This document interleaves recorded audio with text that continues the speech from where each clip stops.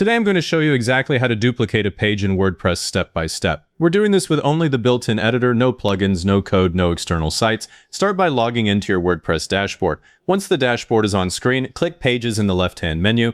The Pages list loads. If it opens on anything other than the full list, click All Pages just under the Pages heading. If the list is long, type part of the page name in the search box above the list. Find the page you want to duplicate, and in the row for that page, click Edit. The page editor opens. Click anywhere inside the page content, then click the list view icon at the top of the editor. List view opens and shows every block that makes up the page. Select the first block, hold Shift, and click the last block. That selects the entire layout.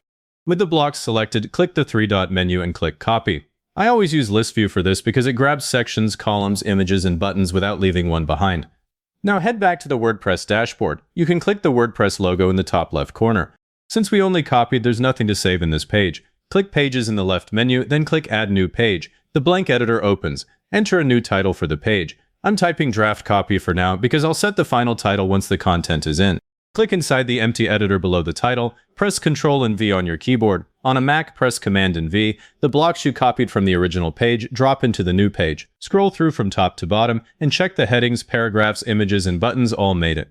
If something is missing, it usually means the block was not selected in list view. Now click the title field at the top and replace Draft Copy with the final page title. If the original page is Our Services, the duplicate might be Premium Services. Make sure the title accurately describes the page. Next, look at the Settings panel on the right side. Find the Per-mount section and click the URL slug. The original slug might be our Dash Services. Change it to Premium Dash Services so the new page has its own short, readable URL. Don't keep the same slug as the original because WordPress will start adding a -2 to the end. Now go through the new page from top to bottom and edit what needs to change. Click any text and replace the old wording. Click an image you want to swap and use the image settings to open the media library and pick a different file. Click each button and check its link destination. Open the link settings and update it if it still points to the old page. Check links inside your text too. Don't assume everything should stay identical after a duplicate because buttons and internal links often still point at the old URL. Open the Page Settings panel on the right. If your theme uses a featured image, click that area and choose the right image for the new page. Check Page Attributes or Parent Page and set a parent if this page should sit under another one. Check the Template dropdown and pick the same layout as the original if you want it to match. Review any other page-specific settings while this panel is open.